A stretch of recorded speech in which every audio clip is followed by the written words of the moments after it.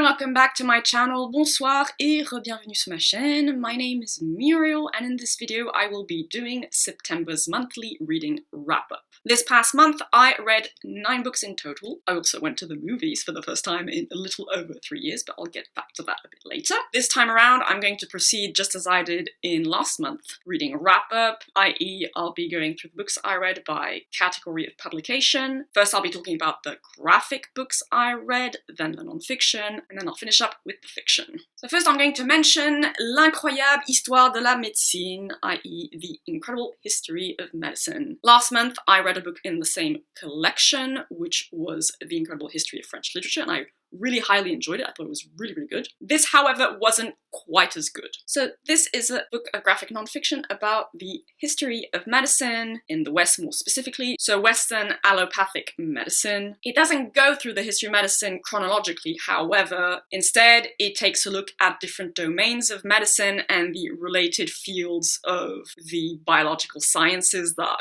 underpin the development of medical treatment, so think cytology, microbiology, genetics, and things like that. The first few chapters do take a look at the distant past, how medicine was conducted in ancient Greece, in the ancient Arab world. Ayurvedic and traditional Chinese medicine are briefly mentioned, not too patronizingly, which I appreciated. However, related to this, the chapter on pharmacology kind of looks down upon the people who today resort to phytotherapy for some of their ailments, and I thought that was entirely unjustified given that throughout that chapter a lot of contemporary synthetic medicines are actually derived from organic molecules present in plants, fungi, etc. So I was like, why are you making fun of the people who choose to use both, depending on the ailment? Bit disappointing there. Generally though, I had an issue with the structure, with the page count and drawing count allotted to each subject. There were some glaring omissions as well. There was absolutely nothing about certain types of surgery. There was nothing about endocrinology. The chapters on gynecology, psychiatry, and neurology were laughably bad. This book also suffered from being very cardiology-centric, and I think this is because the author is a cardiologist. The chapter on the great epidemics/pandemics of history also was a bit weird in the sense that the bubonic plague was mentioned, obviously, but then the Spanish flu wasn't mentioned until the very end of the book in another chapter, and was like, why didn't you put that all together? A lot of it was very superficial. A lot of it was not perhaps inaccurate, but just not accurate enough. It lacked certain details that I thought were pretty important. The chapter on psychiatry, for example, relies a lot on psychoanalysis and the figures of Freud, which I should have expected from French authors really, but still it was disappointing. The chapter on child development mentions, in a very positive light, Françoise Dolto. I say this because if you're not aware, Françoise Dolto, who for a long time was held up as a great figure of childhood psychology, was a pedophilia and incest apologist, so that was a bit meh. Now, the thing that drove the nail in the coffin for me, however, is the fact that this dude, the author of this graphic novel, self-inserts into it at least 3 or 4 times. He self-promotes pretty shamelessly, and I've never heard of this guy. I don't know what's so special about him, why he thinks he deserves to be put on the same level of all these other great figures of medicine and medical research. So that was really gross in a way. I didn't like that at all. It left a very sour aftertaste in my mouth. So I would mildly recommend this. If you really know nothing about the history of medicine and, the attendant scientific fields that underpin it, sure, you could do worse than this. However, if you're already a little versed in the subject, read just a non-fiction book that will go more in depth into this topic. Overall, I'm still glad I read this, but I expected something a lot better given the very good experience I had with The Incredible History of French Literature. And then I also read Mademoiselle Baudelaire, written and illustrated by the artist Yslaire. This graphic novel takes a look, as you might have guessed, at the life of French poet Charles Baudelaire, writer of the famed and acclaimed Les Fleurs du Mal, and more specifically at the relationship he had with the mysterious figure of Jeanne Duval, who was a mixed-raced woman. And this was absolutely beautiful. I loved this graphic novel. I love the art style and I found the story fascinating and very interesting. The art style just fit this author perfectly, and the tempestuous relationship he had with this Jeanne Duval, a relationship which bordered on abuse at times, at least that was my perception of things. Not that much is known about her, historically speaking. No one really knows what her real name was, when she was born, when she died exactly, and it explores how she served as Charles Baudelaire's muse and how she inspired a fair few of the poems in Les Fleurs du Mal. This whole graphic novel is very dark, very voluptuous, richly, but also darkly sensual and erotic. There are a few explicit scenes. There are a lot of dreamlike, veering into the nightmarish scenes, reflecting the wild, tainted imagination of Charles Baudelaire, the effects also syphilis had on him and his consumption of drugs, including hashish, or I mean, a kind of hashish jelly or jam. Didn't know that was a thing in the 19th century, so that was interesting. And he was just a very strange, eccentric character, very dark, and it felt also personal in a certain way because he kind of reminded me of my ex, which also was a bit of the tortured artist type. So yeah, I really enjoyed this. It was quite an experience. Not always a very agreeable experience, because like I said, there's a lot of darkness in this graphic novel to reflect the darkness at the heart of Charles Baudelaire, the heart of his relationship, Jeanne Duval. But I would definitely recommend this. Like, if you read French, if you have any interest in the history of French literature in those kinds of figures. Interestingly enough, I think this is a great book to pair with Yslaire sur la mer des mensonges. What's interesting is that it starts from a fairly dark place, but slowly creeps towards a kind of light, a hope, a renewal, an empowerment of the main character, who was a real person, Yslaire. However, here, conversely, it's a person sinking deeper and deeper into darkness and mental illness. Mental illness also caused by syphilis, right? It's kind of ridiculous the amount of authors who, contracted syphilis back in the 19th century. It really was a scourge at that time. I would definitely put like a very slight warning label on this. There's nothing too violent in there, but it's dark. And some of the imagery is pretty wild, but it was beautiful as well. Darkly beautiful, as en Les Fleurs du Mal. I'll also quickly add that I gave that graphic novel a solid 8.5 out of 10. So I'm going to move on to the non-fiction. I read 3 books of non-fiction this past month. First, I read Dans ta bulle, Les autistes ont la parole, écoutons-les, written by Julie Dachez. Now, I've previously read La différence invisible, or The Invisible Difference, I think it's called in English, by this author. That was a graphic memoir about the author discovering she has Asperger's syndrome, or is on the autistic spectrum, and I enjoyed it at the time. I found it very useful for personal reasons. Though I did have some issues with it, I thought it was slightly psychophobic on the edges, but otherwise I thought it was very good. So this is, I'm not really sure how I'm supposed to qualify this. I mean, basically this author went back to university to study, I can't remember exactly what, sociology, and she links it back to autism and disability activism. And so she went to meet a few different people with Asperger's syndrome to interview them for her thesis, and she kind of takes extracts of those interviews and puts them in this book. And she also kind of talks about disability activism and Asperger's syndrome, I guess. And I say this because honestly, I didn't like this book at all. This was a complete waste of time for me. You don't really learn anything at all about the autism spectrum or Asperger's syndrome in particular. At least I didn't learn anything new.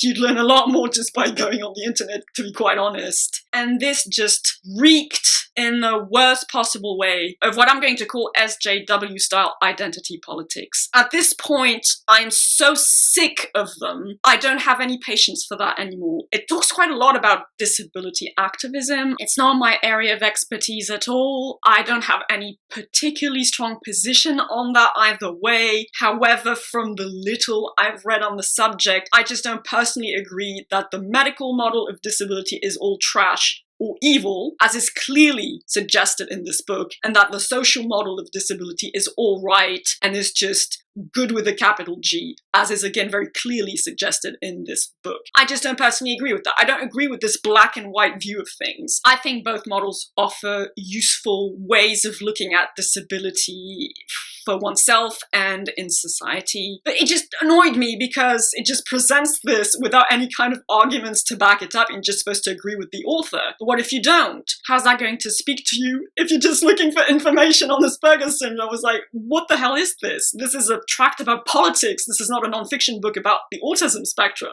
And it's just a lot of stuff like that, and she compares being on the spectrum to being black in America. Like, basically she says there is an axis of oppression based on being neuroatypical. And I was like, what?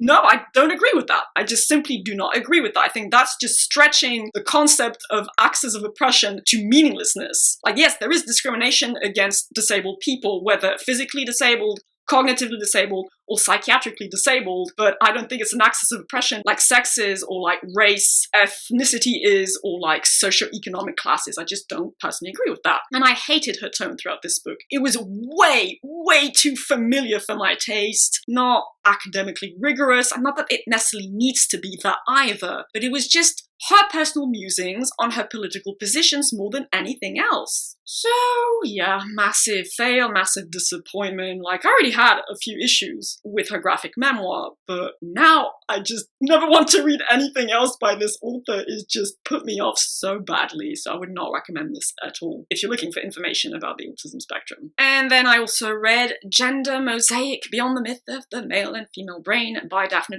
and Luba Vikhanski. If you've been following me for a while, you know that this is just one of my little niche areas of interest. I've read a fair bit on the subject already, so nothing in this was really new to me. However, I appreciated the presentation of original research conducted by one of the authors. I also think it presented information regarding like gender essentialism, all that stuff in a fairly straightforward but rigorous way. I think this could potentially be interesting to people who don't want to be preached at.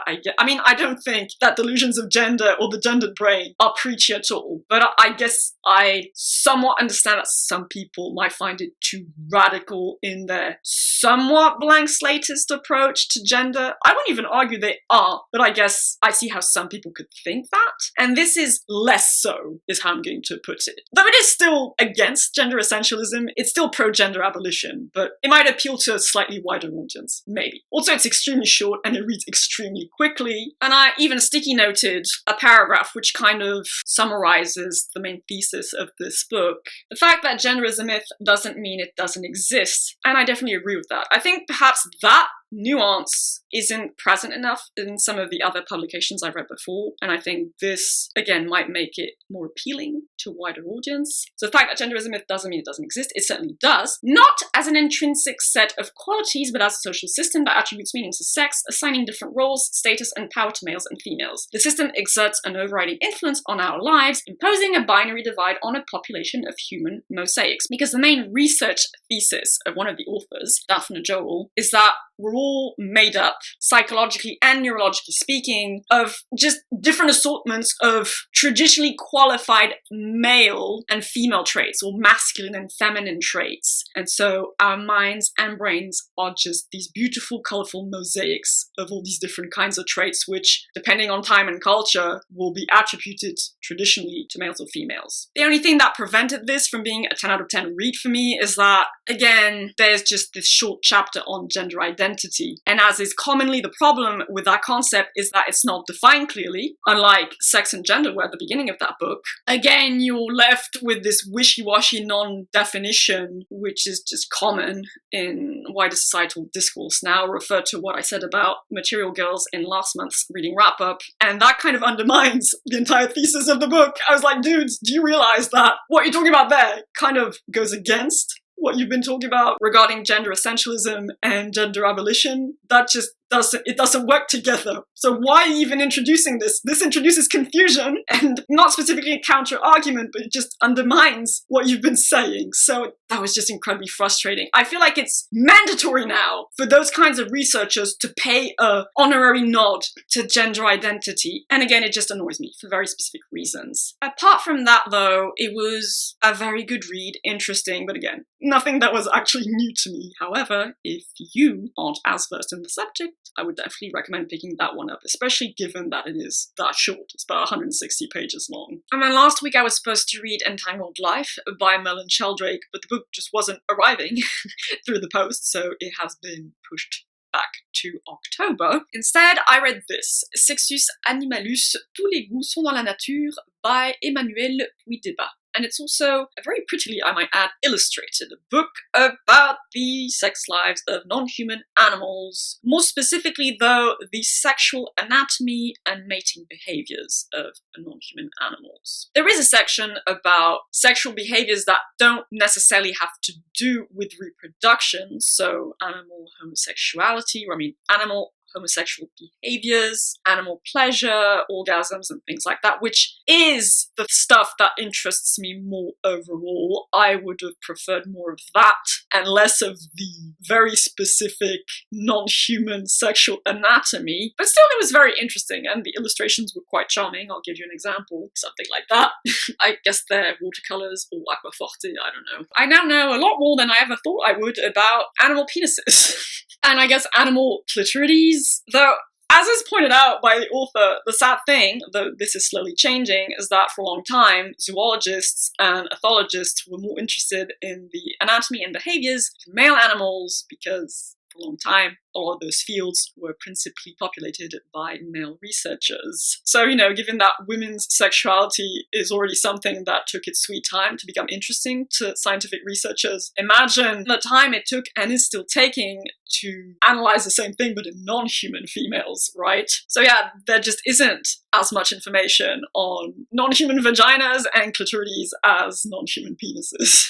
And that's the fascinating thing, though, is that so many animals, I mean, so many female animals, in fact, do have a clitoris. And I didn't know this. I thought this was reserved for, like, just mammals. But no, like, female crocs have a clitoris. And as many non-human male animals have a penis bone, a lot of non-human female animals have a clitoris bone as well. Just fascinating little zoological sexology factoids, I guess. I don't know how to put it any other way. So yeah, I learned a lot of new things, and I enjoy learning new things. Though, like I said, I would have preferred a greater page count allotted to non-reproductive sexual behaviors. And let me tell you, nature is pretty fucked in the head sometimes when it comes to sex. I mean, yeah, there is a lot of nasty shit in nature. There's rape, there's bestiality. That's the funny thing too. Humans are not the only ones to violate other species. Other species do that as well. And yeah, animal pedophilia and things like that. But then there's also the sweet stuff. Animals looking each other in the eyes when they mate, and holding hands, and cuddling and kissing. So there's everything. There truly is everything in nature. Tous les goûts sont dans la nature means all tastes are in nature, and that is definitely the truth.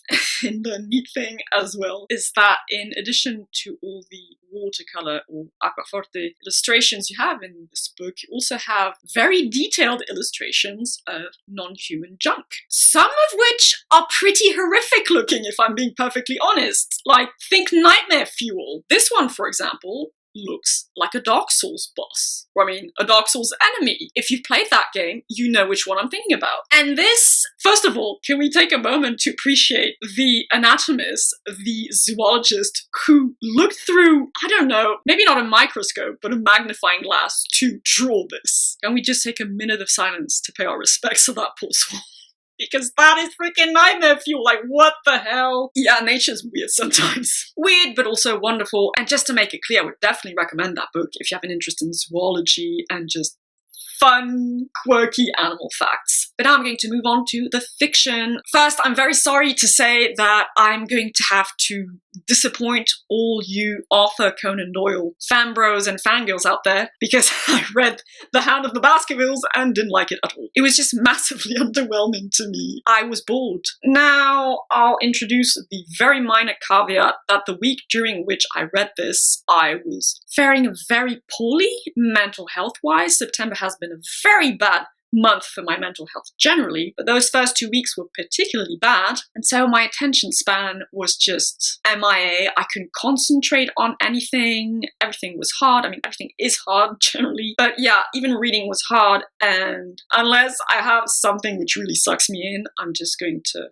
fly away, and I just couldn't care less about anything that was happening in this book. Now, even if I had felt better, I don't think I would have enjoyed this that much more. However, I just thought there wasn't much there. The intrigue was lackluster, the characters were disappointing as hell. I mean, the thing is that Sherlock Holmes barely features in this particular book, so granted, maybe I would enjoy something else by this author, though I'm not that convinced either, because I'm just not that into mysteries or even thrillers. If I had to choose, I would go for a thriller rather than a mystery. I did read one Agatha Christie book, I think, back in high school, and it didn't do much for me either. I will say this, though, is that the little bit of Sherlock Holmes you do get is painted pretty colourfully, and I think that, Benedict Cumberbatch did a brilliant job of incarnating Sherlock Holmes on the small screen, and the little I got from this book actually corresponded pretty well to what you get in the TV show Sherlock, so I enjoyed that. But yeah, it was just pretty boring. If anything, I found the little essay at the back of this book more interesting because it dealt with folklore regarding spectral hounds, but that was about it. So yeah, massive disappointment, but then again, very short, so it didn't take that huge of a chunk out of my precious time. And yeah, I mean, it wasn't helped by the fact I felt like absolute shite that week. But still, like I said, I'm pretty sure if I were to read this in better conditions, I would enjoy it that much more, honestly. So will I ever try another Sherlock Holmes novel? Probably not anytime soon, to be honest. I'm just really not that interested based on that first taste. I guess it's also just the kind of story I prefer in a cinematic format. If I'm going to read something of that general genre, it's more going to be a thriller than a mystery. I followed up that classic with another one, The Tenant of Wildfell Hall by Anne Brontë. I did a full dedicated review for this one if you want to check it out. It was a decently enjoyable classic, not my favourite, not even my favourite Brontë, but still I'm glad I took the time to read this. I enjoyed the atmospheric, somewhat romantic writing. I enjoyed the proto-feminist elements. I didn't so much enjoy as I was moved by the portrayal of the ravages caused by alcoholism and the portrayal of an emotionally abusive relationship, and I think the character work was very strong. However, I also was pretty annoyed by the religious moralizing / preaching elements and just the Victorian social mores, which I'm aware are an intrinsic part of any novel of this kind set in 19th century Europe. There's no getting around it. I know it's a novel of its time in some respects, it's not in others, but that was just incredibly annoying to me as a contemporary reader and as the person that I am. So I gave this, a 6.5 out of 10. I was sure it was going to be a 7. I started out really loving the main female character, but then got progressively more annoyed by her religious moralizing. Still, I would recommend this. If you want to read a classic, you could do worse than this one, and like I said, I'm glad I read it. And now I've officially read one book by each of the Brontë sisters. And then last week I read Veniss Underground by Jeff VanderMeer. At first, I thought that this was going to be another Amber Grisha novel, given the fact that all 3 of their cover artworks match. But no, this is actually one of the earliest pieces of fiction written by Jeff VanderMeer, and it takes place in its own universe. I mean, its own world. The world of the city of Venice, which has a pretty extensive underground. It's definitely weird fiction, and more specifically weird dystopian science fiction with very creepy things happening, very dark things happening, but it's also filled with beautiful symbolic imagery. The writing is scrumptious, and the story revolves around 3 related characters: a brother, his twin sister, and her lover. The brother disappears into the underground of Venice. His sister goes after him, and then her lover goes after her, and very unsettling things happen. I enjoyed the writing, like I said. I enjoyed the, to me, fairly obvious mythical symbolism and imagery, and the weird fiction setting. But most of all, what I enjoyed was seeing the origins of so many ideas and motifs you find in later Amber Grisha novels and the Bourneverse novels as well. I guess you could also say this for the Southern Reach trilogy, though to a much lesser extent. But yeah, it was really neat to see all these ideas and motifs which would then become further developed in those later novels, which I've already read. I could tell, yeah, that's a thing you find in the Bourneverse stories, and that's a thing you find in the Amber Grisha stories. So that was really cool. It's weird fiction. Some of the stuff in there was just pretty gut-wrenching and unsettling and disquieting, though I just have to give massive props to both Jeff VanderMeer and China Miéville's abilities to just pull me in,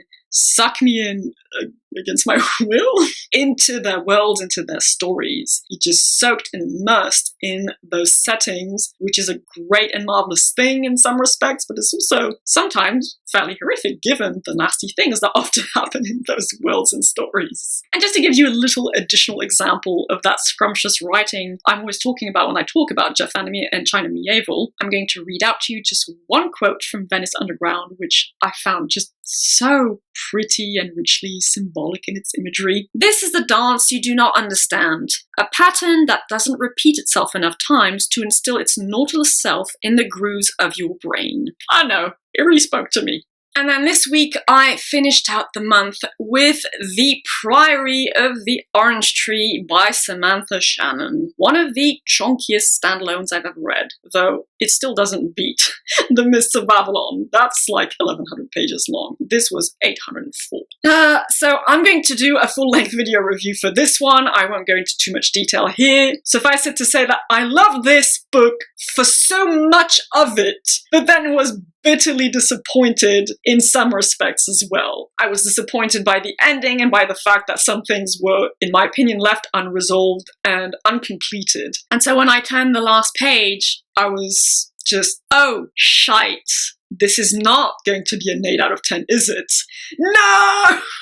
I was just so, no, why? I really, really felt it was just going to be so incredibly awesome, and then no, these things remained disappointing and remained unanswered, and I was annoyed. It had so much potential. A lot of that potential is realized. I still really loved this, enjoyed this a lot for like 80% of it, but I can't ignore the glaring flaws in this either. But obviously I'll explain all of this in my dedicated book review. I would still definitely recommend this, however, I can already tell you that, but yeah, it could have been even better. And I'm also going to mention the fact that I went to the cinema to see Dune Part 1, Denis Villeneuve's movie adaptation of Frank Herbert's novel of the same name. Well, I mean, it's not called Dune Part 1, it's called Dune, but this movie adapts part of that novel, and hopefully we'll get part 2 at some point. And it was a great, well, the movie-going experience itself wasn't great because IMAX was just a bit too much for my poor senses, but the movie itself was a great experience. It was just amazing, and I did my first ever movie review of it for my channel. I also gave my first impressions for the opening episodes of Apple TV Plus's adaptation of Foundation as a TV series, because yes, I've decided I'm going to allow myself to review cinematic productions from here on out. In fact, I've also done a TV series review for Dark, produced by Netflix, if you want to check that out. In the month of October, well, October is not only Spooktober, it is also my birth month. I was born on the 13th of October, and it's the month of witches and ghosts and pumpkins. It's the month of Halloween or Samhain, which is my favorite secular and spiritual holiday. So to honor that, I'm going to read a few witchy things or spooky things. The thing is,